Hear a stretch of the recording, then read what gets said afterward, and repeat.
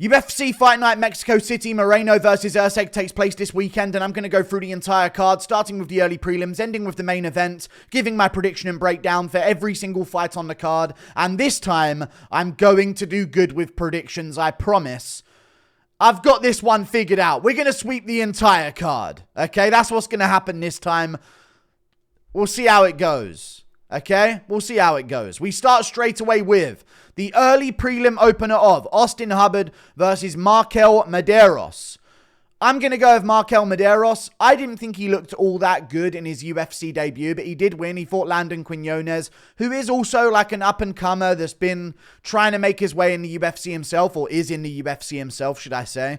It was a very close competitive fight, to be honest with you, but Landon's pretty good, I thought. You know, he showed great durability and toughness against Nasrat Akparast. He's a very tough guy, gritty, well-rounded, mixes it up on people.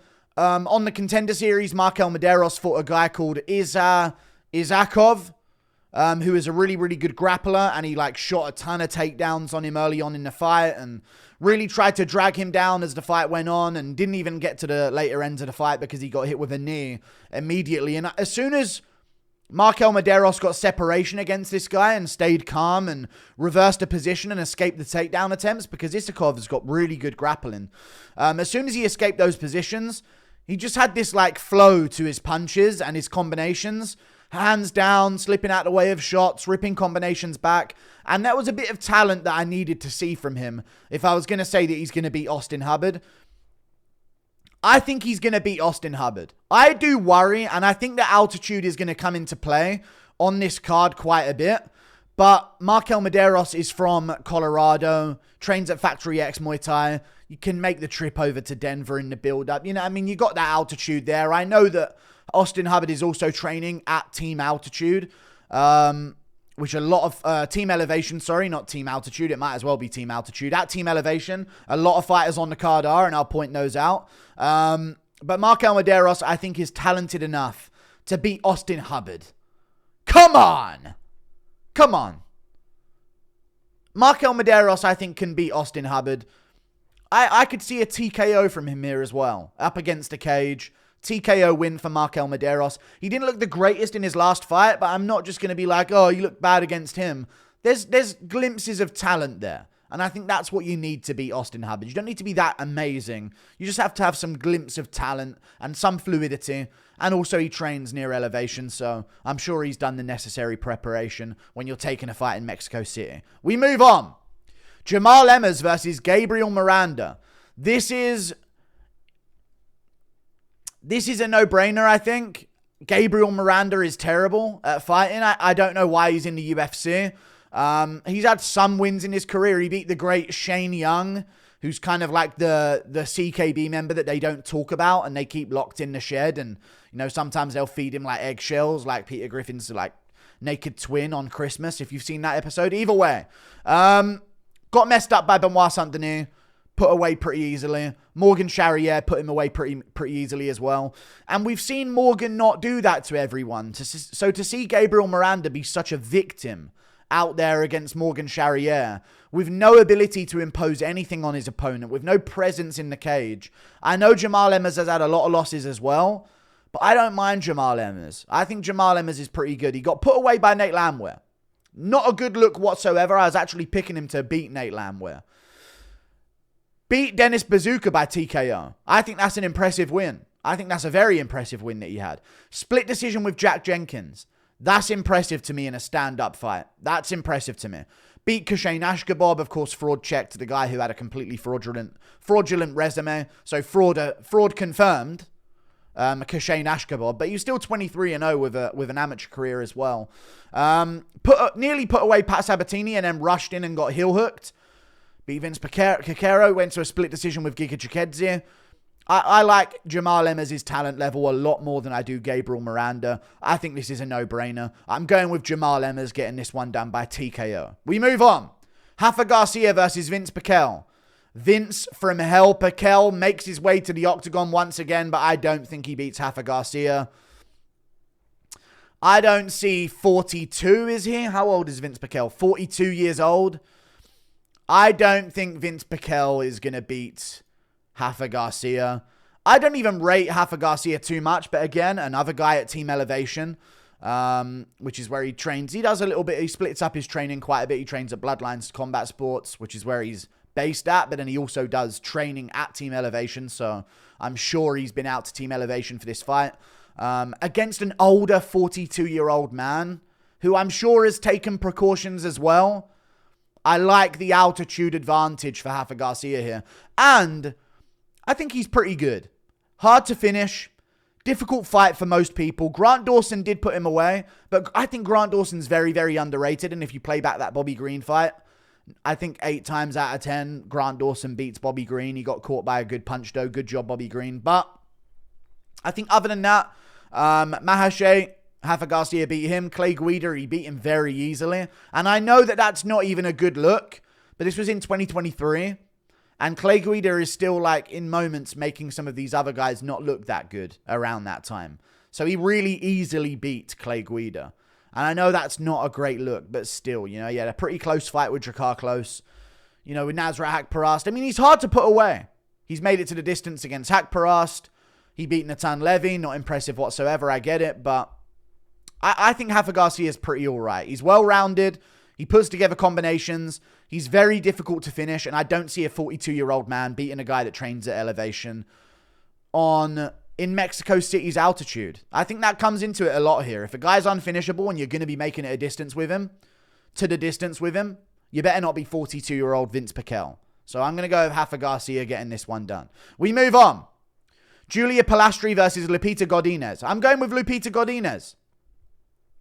I think Lupita Godinez is really, really underrated. She's came up short a few times and had a few performances where I've thought, she's better than that. Why did she look that bad? But Julia Polastri, I mean, is nowhere near that level. Split decision with Corey McKenna. I don't rate Corey McKenna all that much whatsoever. Lost to Josephine Knudsen. Other than that, there's not really much else to talk about on her record. Whereas Lupita Godinez, there was a time where she was so active in the division. I'm going to trust in Lupita Godinez here. You know, she's fighting out of Guadalajara, Mexico. Again, these are easy altitude moves that she can make. Very easy altitude moves that she can make. I'm going to go with Lupita Godinez here. Went to a decision with Mackenzie Dern. Lost it. She seems to get out physicality'd sometimes in the grappling. Verna Jandaroba, Mackenzie Dern. But then she beats Tabafericci and clearly beat her as well. But they love Tabafericci, so they're always trying to... It's like they love Callum Walsh. They're trying to sort of promote them as like a duo on the scene, it feels like. I wouldn't be surprised if it's a fake relationship, to be honest with you, just for promotion. Either way, easily beat Elise Reed, beat Emily Ducote, beat Cynthia Calvillo. I thought clearly, but that was one of her yuck performances. Luma Lookboom she beat. People forget, man. Luma Lookboom's very, very good, and I'm really annoyed that we haven't seen her fight that much recently because I think she's one of the more technical women's strawweight fighters. And I liked Lupita Godinez's win over her. I thought she looked really good with her grappling. So I'm going to say that Lupita Godinez beats Julia Polastri quite comfortably by decision, 30-27. Her boxing's pretty good as well, and she's very difficult to finish. So I'm going to go Lupita Godinez, getting this one done. We move on. Melquizael Costa versus Christian Rodriguez. Christian Rodriguez, this just smells like one he's going to lose, but I've got to go Christian Rodriguez. I've trashed him because I've had all these prospects coming up. And when I tell you prospects, he's missed weight and beat a ton of them. Okay, at bantamweight. He missed weight and gave Raul Rosas Jr. his first and only loss. Impressive. Missed weight to do it, though. Missed weight against my boy Cameron Simon and handed him his first loss as well. Okay? Then he beats Isaac Dulgarian in an interesting decision. But you know what? It is what it is. It was very close. Dulgarian wasn't doing all that much damage. But if Dulgarian was called Dulgarianov, he would have won the fight. That's what annoys me about those decisions. Julian Erosa fucking beats him. And I'm like, oh, well, never mind. He's terrible. Austin Bashi gets fraud checked right afterwards. Hands him his first pro loss. So Melquizael Costa should lose to Christian Rodriguez, which makes me worried that he's therefore going to win. But I'm going to believe in Christian Rodriguez. It's about time. I'll lose my mind if he's beaten Austin Bashi, Cameron Simon, Raul Rosas Jr. in his first loss. If he's Isaac Dulgarian. I mean, that's a list of names that make Simon not look good by comparison. Or Rosas Jr., Bulgarian and Bashi. If he has beaten both of them, to lose to Melquizael Costa here after losing to Julian Erosa not that long ago, he got caught in a guillotine. Things happen. Christian Rodriguez should win this fight against Melquizael Costa. Melquizael, he's all right. Beat Andre Fili in his last fight. Fili stuck his head in a guillotine in Big 2025. But then again, C-Rod did the same against Julian Erosa. So you never know. Maybe the guillotine could come out again. Charlia Nerdy Mbeke, he ended up beating. Steve Garcia whooped him up pretty bad in that fight. I don't rate the decision against Austin Lingo. I think Austin Lingo's talentless and trash and unathletic. So I don't really rate that at all. Lost to Thiago Moises in Big 2023. Come on, guys. I'm going to go Christian Rodriguez getting this one done against Melquizael.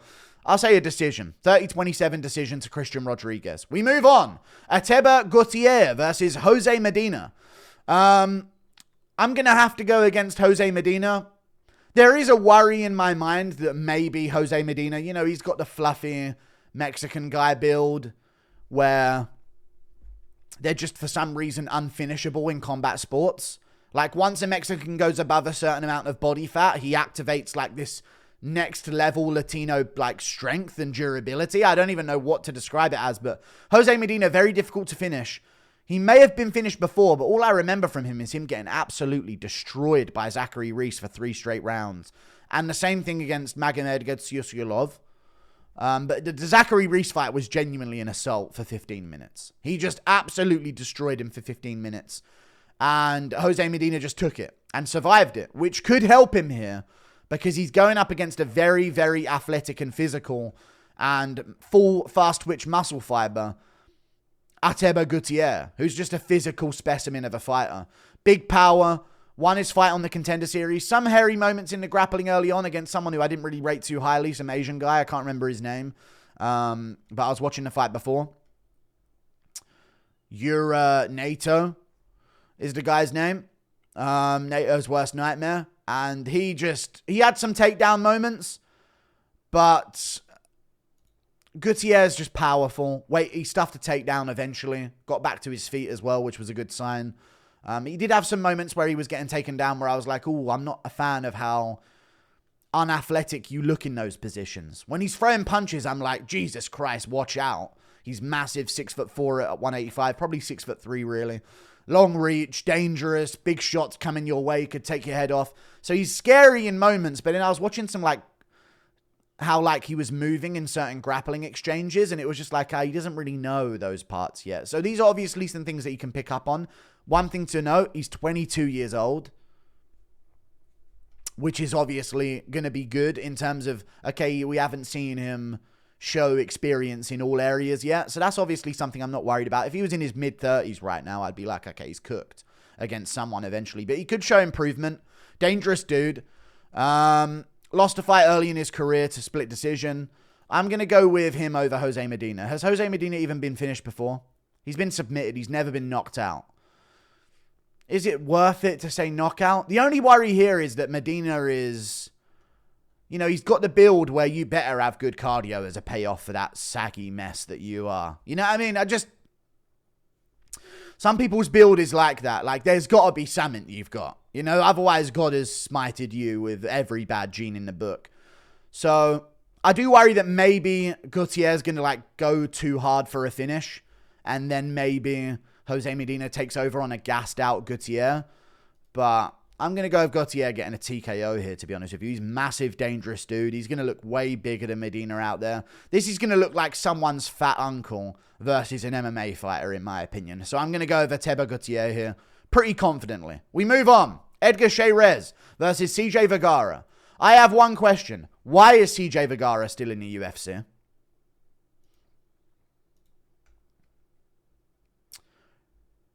How nice must this guy be behind the scenes to still be in the UFC? I know he's had some wins. He beat Daniel Lacerda while running away from him for about 2 straight rounds until Lacerda gassed out. And Lacerda's a loser. He lost so many fights throughout his career. I think eventually he got cut and went on a 4-fight losing streak. But even still, beat Vinicius Salvador. I don't know if I rate that too highly. And even that was very close. And then Asu Almabayev, he missed weight for that fight and lost. Temirov put him away pretty easily in his last fight, but Temirov's very good, as we've just seen against Charles Johnson. Very good fighter. Vergara missed weight against Tatsuro Taira and lost. He missed weight against O'Day Osborne and lost. He robbed Clayton Rodriguez. Like, there's no good on his record. There is no good to be seen here. He's absolute garbage. I don't know what the UFC... Does he have a Instagram following like crazy? He must. Because I know that Ronaldo Rodriguez on the same card has a crazy Instagram following. But he's not in the same position. He gets 13k followers. We can't give Artem Vatakov a nice little bump up in pay for his debut, and now you're missing out with him to glory. But CJ Vergara's just got to stay, who you're probably paying more than 12 for 12. Probably making 30 for 30. Edgar Chairez should win this fight. Vergara's okay, but I think Chairez is pretty underrated. And you know what's underrated about him is Joshua Van fight. Kept it competitive. Hurt Joshua Van on the feet. Wild, dynamic, big, rangy for the division. Even though he doesn't on stats seem that way, the way he fights is very rangy. He catches you on the end of some very dynamic moves. He's also missed weight before. He beat Daniel Lacerda in the first round with a triangle. The first fight was a no contest, but it wasn't. He beat him before that. He got him in a dash choke, I believe it was, and Lacerda didn't tap, but he did. You know what I mean? It was like, he was going out in that. It's all good, though. They didn't count it. Went to a decision with Tatsuro Taira. A lot more competitive than we've seen others against Taira, including CJ Vergara, who got finished easily in the first round. Went to a decision with Clayton Carpenter, who's all right. There is some good on his record. You know what I mean? There's some good. And that's over CJ Vergara, who has been nothing but disgraceful at fighting since he's joined the UFC. I mean that with full offense. Maybe CJ Vergara will win. I have no idea why he's still on the roster. Maybe he'll prove me wrong this weekend, but I've got Edgar Chairez winning this fight by decision or TKO. One of the two. We move on. Yes.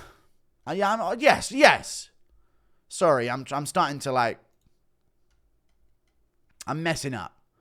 Yes, CJ Vergara is going to lose. Why is there a voice in my head telling me otherwise? Yes, of course he is. We move on. Ronaldo Rodriguez versus Kevin Borjas. I'm going to go with Ronaldo Rodriguez over Kevin Borjas. Borjas is okay, and he's young, so I'm not going to hold too many of his losses against him that he's had.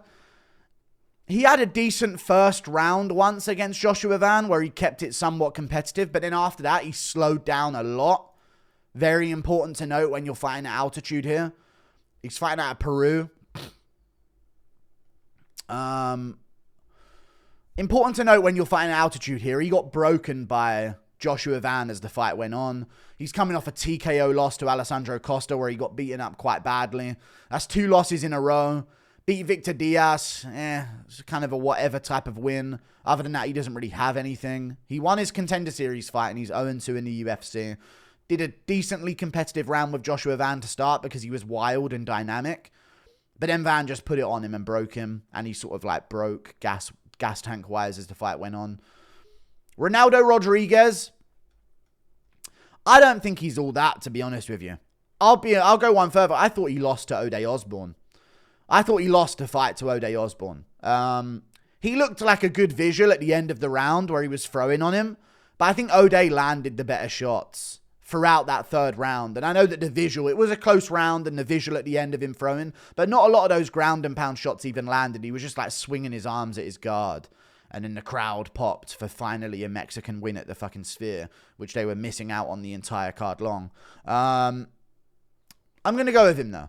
Choked out Dennis Bondar in round 2, finished him. That's impressive to me. He's had a ton of fights, a lot more fights than Kevin Borjas. He's a lot more experienced while being younger. This guy's a superstar, by the way, if no one's aware. He's got an Instagram post that has 900,000 likes, which is pretty insane. And it's just him looking like a psycho, talking about something in Spanish gobbledygook. But yeah, Ronaldo Rodriguez, I think, beats Kevin Borjas. More experience. I'd say more finishing potential. And he's looked more impressive so far in his career. And Ode Osborne, although he's terrible and probably should be cut from the UFC as well, but they're probably going to keep him around because, again, some guys are just nice at the PI to people. And then they just, don't cut him. Give him one more chance against CJ Vergara. We need to see that again. You know what I mean? It gets to that point sometimes with some of the fighters. But Ode's quite talented. You know what I mean? He's dynamic. He's talented. He's tricky. So I rate that over anything I've seen from Borjas.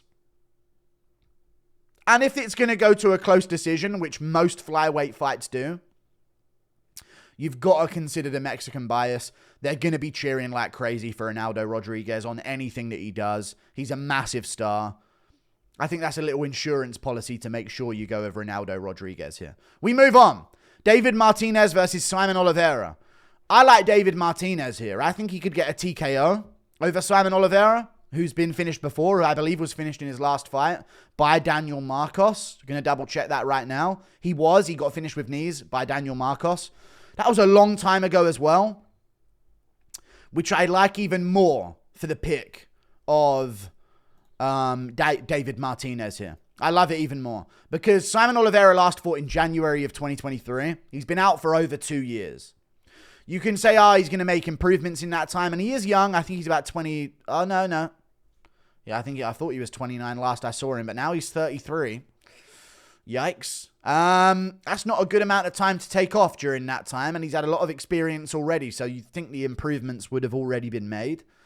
Not a good look there. Nothing but negative when it comes to the time off for Simon Oliveira, in my opinion. Lost to Tony Gravely before that. Went to a split decision with Jose Aldo on the Contender Series, but they both looked really technical and they matched each other for a really fun-looking fight. So they got signed, or, it was one of those signings where it was like, it wasn't a nasty KO, which is normally what they're looking for, but it was such a fun technical fight where they both looked good and high level that they just signed them. Simon Oliveira. So I'm going to go with David Martinez here. I watched this fight on the Contender Series. He fought an undefeated prospect himself. And it was a close fight, but he looked really, really good. Xavier Franklin was the guy's name. He had a smiley face into the back of his fucking head. I don't know why that's a relevant bit of information, but it just goes to show this guy, this is all he's got, is fighting. Yeah, I mean, when you're making those types of decisions. I'm going with David Martinez. One thing I like about him here, and you know what, I'm actually going to take him by KO. He's had a lot of finishes in his career. He's also had a lot of 5-rounders. So 2 of his last 4 KOs have been by, 4th round TKO. So that does eliminate that option a little bit for him. But he's also had some earlier finishes, some nasty finishes as well. Against lower level comp, but I like this because he's young. He's got a ton to improve on. He's 26. He's in the UFC now. He got paid on the Contender Series. He's going to take that momentum into his debut. And one thing I loved that I saw in his game was how vicious he was early. We see this so much with fighters where they're very sparring heavy. They go into it like I'm entering a sparring match, Very loose, flicking kicks that don't really have much meaning behind them, but it's just like, okay, let me shake this off, and then once we're late in the first or the second, third round, then I'll start putting some heat behind the shots. For a guy that's been out for as long as Simon Oliveira, that's now approaching 34, David Martinez, watch his Contender Series fight, everything had vicious intent. He was genuinely angry on his face the entire time. Gritting down. Like that. As he was throwing these shots. Nothing was thrown as like let me just tap him with this. Everything was vicious. I'm actually going to take him by TKO early in this fight over Simon Oliveira. We move on. Raul Rosas Jr. versus Vince Morales. I'm going to go with Raul Rosas Jr. I don't know why. I really don't understand why this was the matchup that they gave him. Vince Morales. I know Vince Morales is good though. So this could backfire on Raul Rosas Jr. Because he didn't look amazing in his last fight that he had at the Sphere. He won, but I wanted a bit more. But Aori Twilling is a dangerous power puncher. Vince Morales is tricky and well-rounded. He had a lot of close submission attempt escapes against his last opponent. Let me just check back Vince Morales. If I remember if that was his last opponent. Black guy, prospect. And I was actually saying that Morales could beat him because he wasn't too good of a prospect. Elijah Smith. Like, I wasn't too impressed by him as a prospect. And Morales did have a close fight with him, but Elijah Smith landed the better shots. And he had a few submission attempts on Elijah Smith, but also escaped some dangerous-looking ones as well. I think he had his neck taken at one point in the fight. It was a really dangerous position that he was in. It was a close fight, but if you're getting your back taken and your neck taken, and like having to escape certain submission attempts against Elijah Smith, I think Raul Rosas Jr. can get to his dominant position. And I think, again, you have to consider these things. Unfortunately, you do have to consider these things when it comes to predictions. He's the star. They want him to win. He's in Mexico. It's Raul Rosas Jr. They want him to say chihuahuas on the mic afterwards. The crowd's going to go wild for everything that he does. They're probably going to start a chihuahuas chant in the middle of one of the rounds. So if it does go like, the only reason I'd pick Vince Morales to win is, he might upset with a 29-28 close decision. At this point in the UFC, I'm done saying there's going to be an upset against a star by close decision. How many more times do we need to see these bad decisions go against someone? I'm going to go with Raul Rosas Jr. If they can give him the win, they will, and I don't see Vince Morales finishing him, and I see it being competitive regardless. So I'm going to go with Raul Rosas Jr. winning this. I think he could get a submission. I think a 29-28 decision is more likely, where he might lose the third round. But even if it's close, they're going to give it to him. Even if Morales edges it, they'll give it to Rosas Jr. So consider that. You know what I mean? We move on. Kelvin Gastelum versus Joe Pyfer. I think this is very easy to predict. I've got Joe Pyfer by submission. Kelvin's fat, man. You're just a fat guy, and you're not committed to the game. You're not this physical specimen that Joe Pyfer is. And not only that, but it's like Kelvin had that KO against Vitor Belfort at middleweight, and then Michael Bisping as well, and he beat two unks back to back. And Bisping was coming off the loss to GSP. I don't know why he took that fight like 2 weeks later in Singapore or something. It was like a really weird thing that he did. But he must have got paid a good amount of money to do it. And he got slept by Gastelum like immediately after the GSP fight, which was weird because he got choked out, but he also got dropped badly in that fight. So, I don't know. I'm going to go against Kelvin here. I don't see the finishing potential over Pyfer. It's not a 5-rounder. So I don't think that cardio is going to be too much of a factor. And also I don't respect Kelvin's discipline throughout his career in general. So I don't think he's going to be able to enforce anything in here. Even if it was a 5-rounder, I wouldn't trust that. I'm going to go Joe Pyfer, cracking him early, getting Kelvin's hands up, and then shooting in an arm triangle, submitting him. I've been calling arm triangle for Joe Pyfer since this fight got made. He's got a really nasty grappling game. He's a freak athlete. I know Jack Hermansson beat him and fraud checked him and chewed up the calf, and Pyfer was very heavy on the lead leg, and it was a tough fight for him. He still made it pretty competitive, but eventually Hermansson took over the fight because his leg was cooked as the rounds went on. Now Jack Hermansson's nowhere to be seen. Thank you for that, Jack. Just destroy a prospect and leave. But he slept Marc-Andre Barillon. He just had a grappling tournament in December, right after Christmas, and he won it. And if you've seen Pyfer's grappling tournaments, I'm going to bring up the Abdul-Razak Al-Hassan fight because he did the same thing that I said he was going to do to Kelvin Gastelum here. He threw big shots. He made Abdul-Razak Al-Hassan cover up and gun shy. Abdul-Razak Al-Hassan, dumb, only knows power punching moving forward. He made him cover up and shy away from a gunfight. Then he shot in once the hands came up and submitted him in the second round with an arm triangle. I think he does the same thing, but this time in the first round against Kelvin Gastelum. We saw Sean Brady completely out-scramble him, completely nullify Kelvin's game, ragdoll him. I know he also did that to Leon Edwards, so I'm not going to hold that massively against Gastelum, but important thing, Brady did that to Gastelum, ragdolled him. I don't even know what name I just said. He trains with Joe Pyfer. He's his main training partner. That's good information to have. Very good information to have. But if you watch Joe Pyfer's grappling tournaments, first of all, if it's a stand-up fight, I've got Joe Pyfer winning. But it's interesting. You know what I mean? Kelvin's tough to finish. He might not get KO'd. This could end up being a scrap. If you watch his grappling highlights, the dude was chucking around Gerald Meerschaert in a grappling match. Ragdolling Eric Anders, which I know is Eric Anders, but still, Eric Anders is not someone that you just ragdoll if you don't have some kind of grappling background. So he's ragdolling Eric Anders, sleeps a bunch of people as well, slept Mearshart, and then grappled against him and ragdolled him in that grappling tournament. Then he ragdolled Nicholas Willie in it. What a weird surname. But he's just really, really good. He's really good at grappling. And I think that's what we're going to see in this fight. A grapple heavy Joe Pyfer, throws heavy, Gastelum covers up his head, keeps his hands high, doesn't expect the takedown entries, and gets submitted. Outstrengthed and submitted with an arm triangle. At the end of round 1, I think it's going to happen. We move on. Manuel Torres versus Drew Dober. You guys know how much this fucking hurts. You guys know how much this hurts me to do.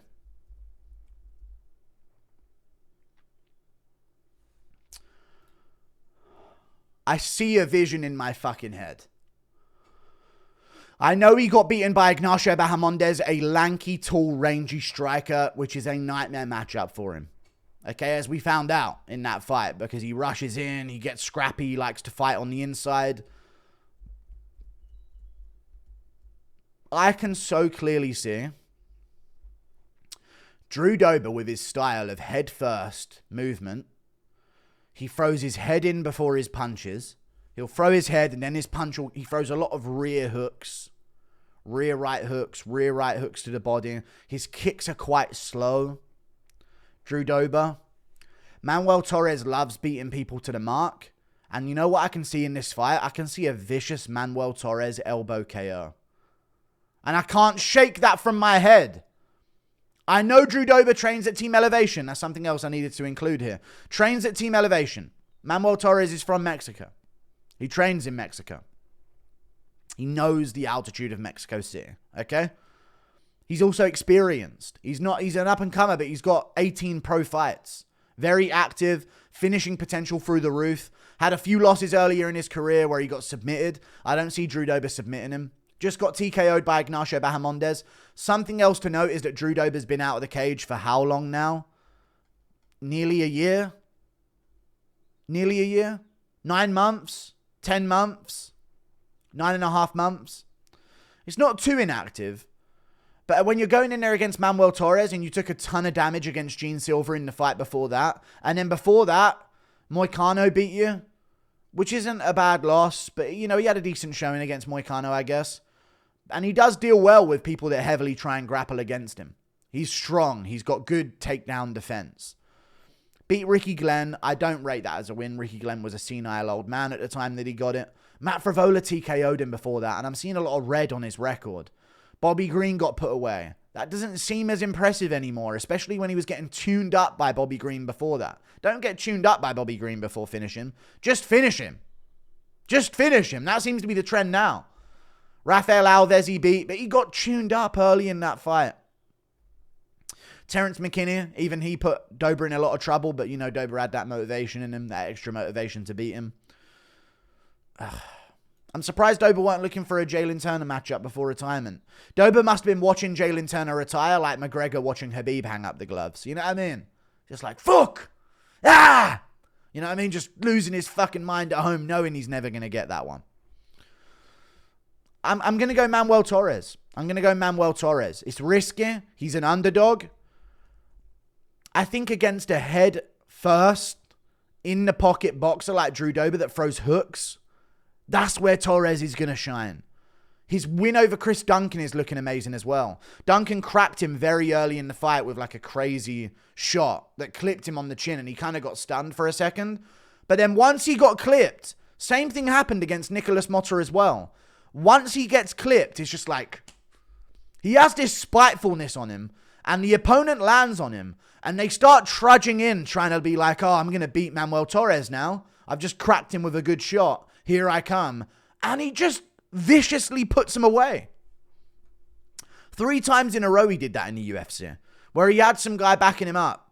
Duncan, and then he just cracks Duncan back. Badly hurts him. Look at the Duncan fight as well. He's ragdolling Chris Duncan, which is impressive to do because that's where Duncan's quite good. He's strong in those wrestling positions. He doesn't get held down.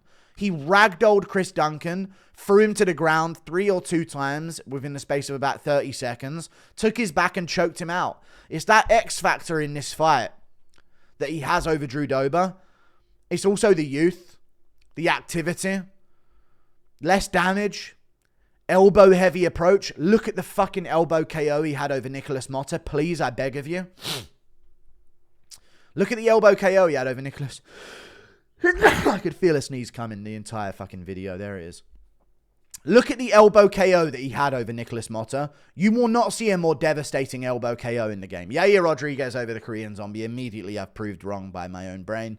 But that elbow over Motta, forget like weird fucking inverted elbows or spinning elbows. In terms of just a step in rear elbow, nastiest KO you will see from that move. Nastiest KO.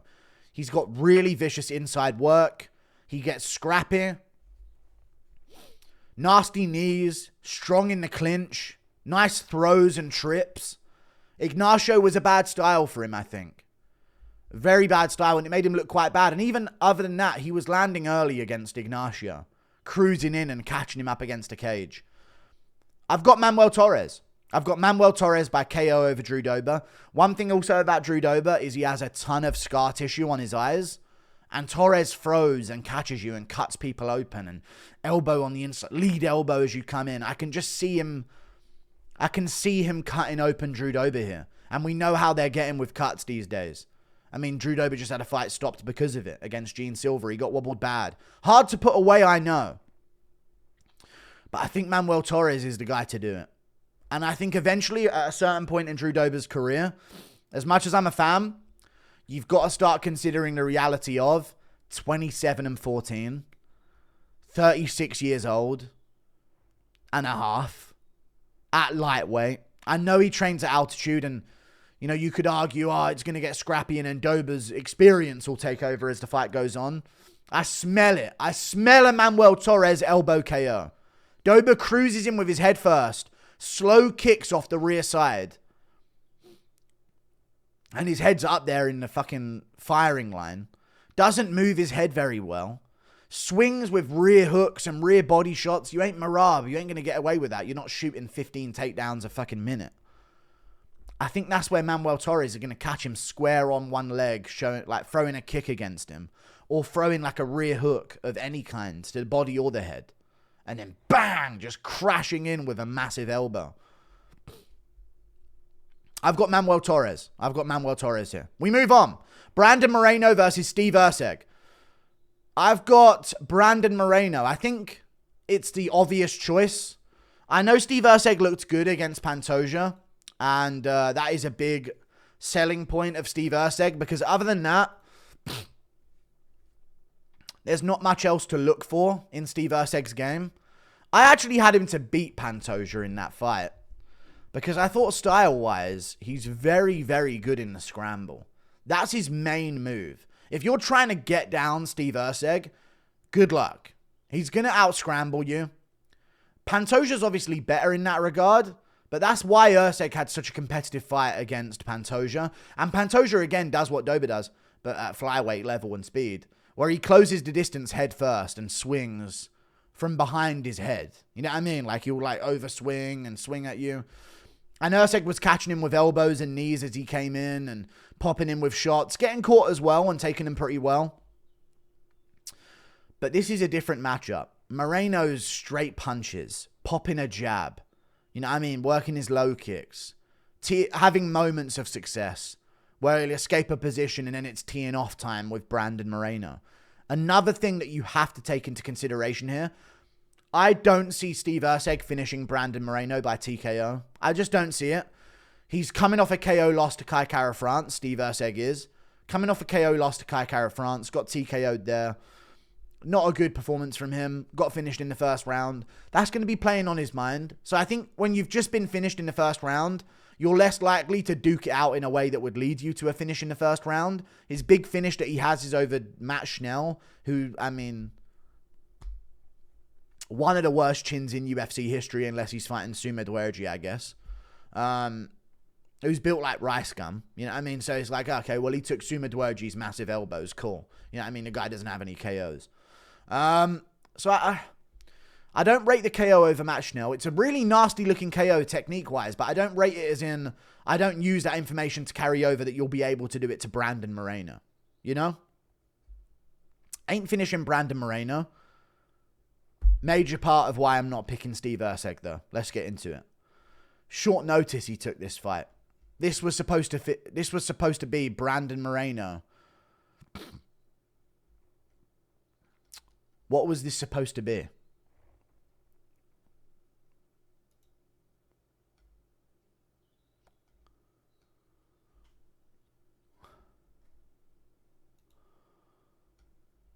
Was it supposed to be Moreno Cap? I think it was supposed to be Moreno Cap and Erceg Almabayev. I believe. And then they ended up making they ended up making Cap Almabayev. And then they thought, oh, we need Moreno for the Mexico card. Erceg, you there? We need you to take this fight in Mexico. They should have given it to Manel Cap, but they gave it to Steve Erceg. I guess they trusted him to make the weight more than they did Manel Cap. Short notice for Steve Erceg, though. Moreno is known he's going to be on the Mexico card. If you're Moreno, you're looking at Mexico City and you're thinking, I'm the main event. You know what I mean? And he trains there. He also trains, obviously, outside of there as well. But he knows Mexico City. He's fought there before. Twice. 3 times, I believe. All in main events. He doesn't train there. He trains at... Oh, my God. I'm thinking of the name right now. He trains at Extreme Couture, I believe. I think he trains at Extreme Couture. Yeah, he does. He does train at Extreme Couture. But he knows Mexico City. He's been here before. He's done 5-rounders more times than Steve Erceg has. He's done 5-rounders in Mexico City many times before. He fought Brandon Royval in Mexico City. And I know that people say he didn't look good against Royval. And I thought he lost 3-2. Taking Royval at any point to a 5-round decision. Again, Royval's a guy who trains at Factory X Muay Thai, which is in Colorado. So he trains at altitude. Denver, Colorado is where he was born. So he's always had cardio. I think Royval is so underrated. I think Royval is incredibly underrated. I think Pantoja's a bad matchup for him. But against everyone else, I think he's so underrated, which is why I picked him as an underdog against Taylor to beat him. I don't mind that for Moreno. He didn't look the best, but he still made it very close while not looking the best against Brandon Royval at altitude.